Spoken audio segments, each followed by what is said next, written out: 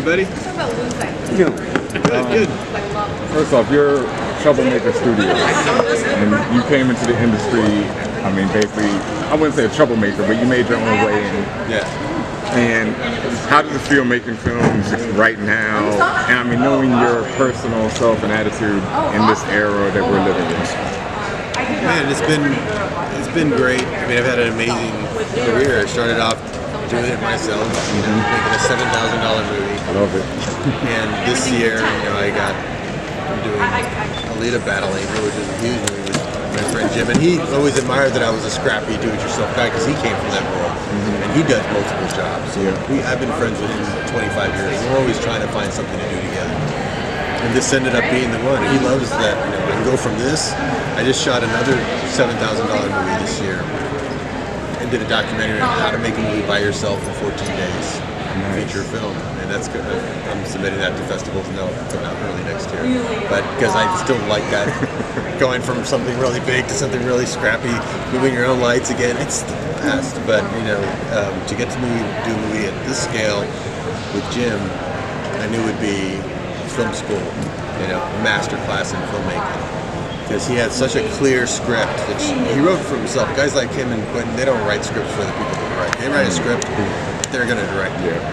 He just didn't have the time to do it anymore because Avatar was too big. So I got to take it over, finish it for him, and go make it. And my whole deal with him is like, I love your vision of it. I don't want to go turn it into a Robert Rodriguez movie. I can make those movies all the time.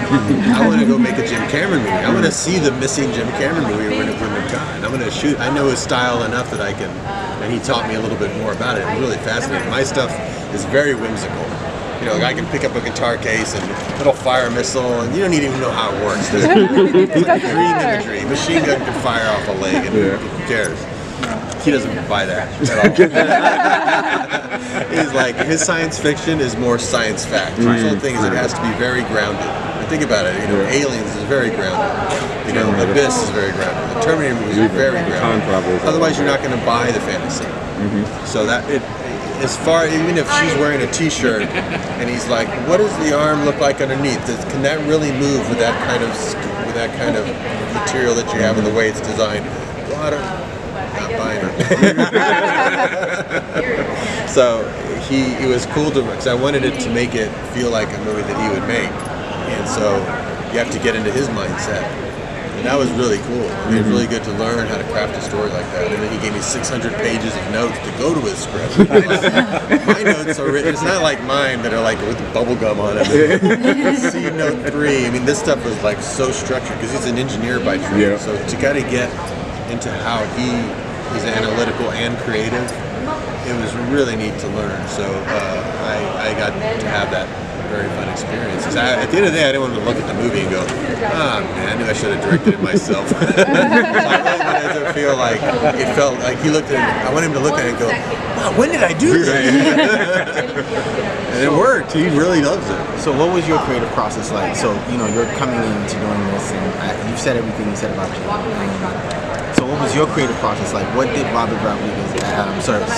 What did you add to this from yourself to make, again, you want to make Jim's movie, but you still kind of want to bring you into it. So what did you I knew I wanted to learn how to tell a great story like that, and how to take it from idea stage to that level of filmmaking, level of detail, and do it on the budget, because I wanted to I still shot it really fast. I still did my own way of doing it so that I wouldn't take, because he'd be the first to tell you, I would do it, it would cost twice as much at least, and it would take 10 years. And he was shocked that I shot it in 60 days and already, you want to watch half the movie? He's like, right, already? So I brought into it, first of all, the script was 200 pages long. So he just never had a chance to finish it. He got sidetracked with Avatar. So he would have at some point gone and started slicing away at it, but I was like, I can edit this down. I see what your whole story is. It's all in there. I'll just go in and knowing you well enough, I'll go cut out the things that I know you won't miss, and I'll keep the things you do know, because I knew enough about him that it was going to be keep the character stuff, keep the story stuff, lose the other things, the other conflicts that aren't important. And he was blown away by that. So he said, wow, you applied story discipline to it. I hadn't done that. So just coming in and kind of being very strategic and applying creativity to patch things up and be a very do-it-yourselfer, because he does a lot of things himself. I just went and was a real do-it-yourselfer at first. And then I brought in a lot of his artists from Avatar because they were waiting for his next draft, so it was perfect. They had like 3 months of sitting around and they wanted to do something other than glue people anyway, so they designed the whole movie, and that really helped me because then they already been through gym school. They knew not even to draw up something that wasn't going to work. So they brought things that already would have gone through his kill thing. That would have taken me forever. I brought my own artist in, be presenting gym stuff, and be like, nope. So this was more like that, fix that, and we're on our way pretty quick. Do you think Jim learns a lot from working with you too, that he's going to move ahead with? I mean, that was kind of the idea, is that we'd go back. Like, I mean, at one point he said, he saw my studio and everybody that works for me, and he said, "This is amazing. You surrounded around at Troublemaker Studios, everyone around you are people that all think like you. They all do multiple jobs. They're all very intuitive. They all move at the speed of thought. I want to get more of that. I'm very analytical, and sometimes I'm so analytical it holds me back from doing things." And I was like, I think you're doing just fine. I'm like so whimsical. I'm like, I'm gonna go this way, woo, and I'm gonna go that way, woo. I'm all over the place, and yeah, it's fun. But I think you're doing just fine. But I did see what he meant. You know, he sometimes when you're so analytical, you can just overanalyze to the point that it takes you much longer to do something. He likes how fast that goes. But we all have our own process. But I thought if I could take some of his analytical side to what I do, I'll be 100% better than usual. And if he can take maybe some of the whimsical, you know, just instinctual, yeah, I'm analyzing this and it's probably not the thing to do, but I'm feeling I'm just going to go for it anyway, I still don't think it should be happening. Maybe he entertained it maybe for a nanosecond. Hi, I'm Tatiana. What informed the decisions between the tech and the animation used in the movie? So why did you decide to use this form of mocap, or as you say, performance capture? Yeah. I think he always meant to do it. Yeah, I always meant to do a performance capture, because then I saw his artwork from 2005. She already had that porcelain body and the anime eyes, and the only way you could do that was CG. But I was like, how are you going to do that in 2005? You can barely do it now. But that's him. He was always coming up with things that were going to push technology, and he was going to do that first because he wanted to have the technology ready for Avatar. It was good that it got flipped, because since they weren't human, if they weren't completely photoreal, you can kind of get away with it. The next movie will be, you know, stunning and really photoreal. But if you actually go back and look at it, it's not as photoreal as Alita is. So we actually benefited a lot, because she's human. Even though she has the stylized manga eyes and she's a cyborg, we wanted her to look human. And humans know humans. It's in our DNA to spot something that's not really human and go, that's not human. That's the uncanny valley effect. The uncanny valley effect. The uncanny valley effect, you know. And here, it's so strange to, you know, shoot the whole thing with Rosa and then see Alita come forward, and she's got all of her nuance and performance and down to every little thing she did, and it's just a different person. It's so wild. It blows my mind. So people are going to be stunned when they see her up there. She feels more human than human. Can you just talk about? Oh, sorry, thank you. It's been about 5-6 years since you've had a movie come out. That's a pretty. Most of your movies you seem to come out within like 1-2 years. It is, right? Were you working on this movie the entire time, or did you just take a break? This one I started in 2015, and I had another movie that I was going to maybe do. That had I shot it, it would have come out that very same year. But I got on this one, so 2015 I started the script pretty quickly, got a green light. We started shooting at the end of 2016. 2017 was all effects, and it's still all effects, and the effects take a long time. Now I've got a bunch of other movies ready to come out. I shot since then a whole other $7,000 feature. I shot a virtual reality movie I was here promoting yesterday with Michelle Rodriguez that comes out next month. So I've been doing a lot of writing. So next year I think I'll have a lot of movies going into production, because they've been just waiting for me to be free to go jump. Yeah, because usually I'm doing one. Sometimes I was doing 2 a year. Yeah, because usually it's like one every 2 years. You know, it's next Rob really cool. You know, it's just I was just like, wow, it's actually when I looked at the years and difference between when this movie came out and the last movie came out since '82, it's been quite a long time. Yeah, and when I remember when we were shooting it, and they said, "Yeah, it'll come out in 2018." I was like, "2018? I've never done a movie that I shot 1 year and it was coming in years later." But that's the ball game you're in now. Did you? Was that something that you was that? Was that process any different? Was that process any different for you? Like just like this having to do work on this movie for many years? Because you guys, but you're not really doing the work at that point. The work you're doing is you're seeing the effects come in, and you're making comments every day. Let's fix this. Let's change that. Let's do that. Let's still figure out how to get her face to move here. So they're doing a lot of the work. Weta is doing at least half the movie with all the effects. So. I wouldn't call it work, but it's not something you can just run off and shoot another movie because you're finishing out. But it was a very educational experience. So you've known James for 25 years. He's had this in the works for damn near that long. Yeah. Was there any point while in knowing him leading up to this that you were thinking, it sounds like something I'd like to do it. You didn't want to do it? No, and that never entered my mind at all. In fact, the only thing I'd ever seen about it was just an announcement early in 2000 that said Jim Cameron had gotten the rights to Battle. Right. And there was a picture of him, there was a picture of the manga of her. Right. And I thought, okay, I wonder what that is, but I don't want to read the manga because I don't want to spoil the story. Right. So I figure this movie could come out in a year or two. Never did.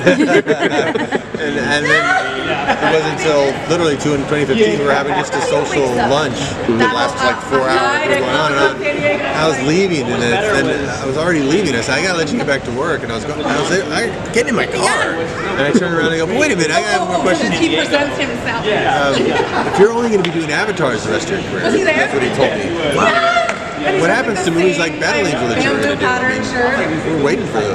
Just as a fan, I guess I can't do it. I guess I won't have time to do it. I'm like, I've seen Avatar, so obviously I knew how it would translate. So I was like, oh my god, this is going to be really amazing. So I read the script and read it and said, man, this is fantastic. How many heads do I have to collect to be able to work on this thing? Because that's one of the things in the bounty hunter world of the movie.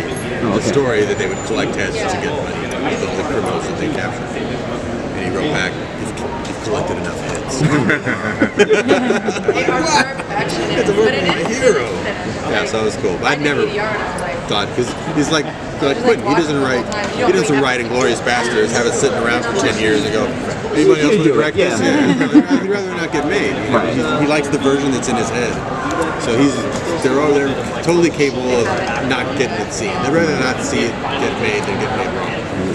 So it was a big thing to have him do. And we had almost worked together on 2 other projects. I think maybe he saw that I was working with Quentin a lot. It might be fun to have a movie buddy go work with, so we tried to find a project together that we never could find. So this was it. several different because the motorball. All those heights are different. So when any pressures?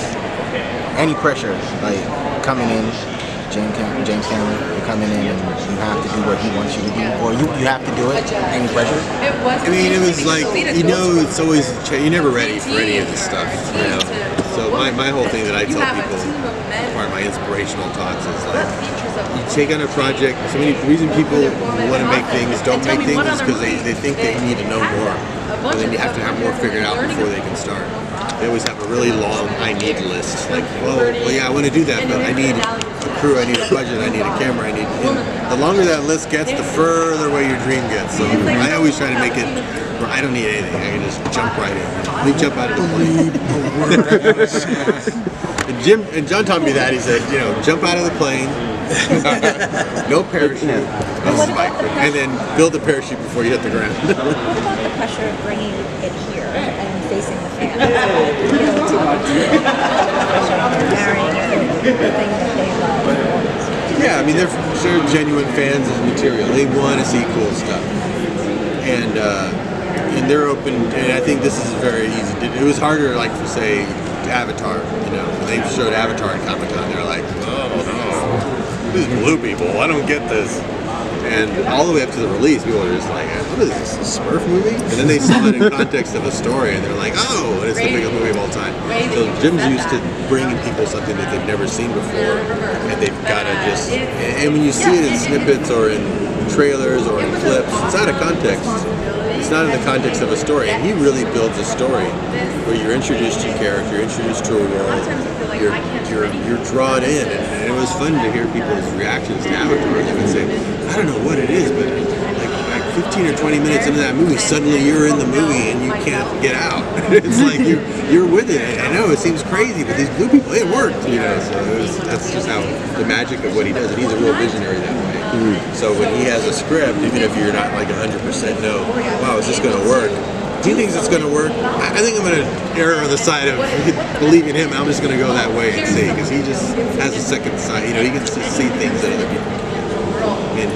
And Spielberg was the same way. Lucas was the same way. He's the same way. They got kind of like another vision that others don't. And so you're smart to just go with that. And those who question it, they'll just kick themselves later and go, oh man, I should have just followed that guy. I didn't see it. I couldn't figure it out. It didn't make any sense to me. But they believed it. I just followed that guy. All right, thanks guys. Thank you.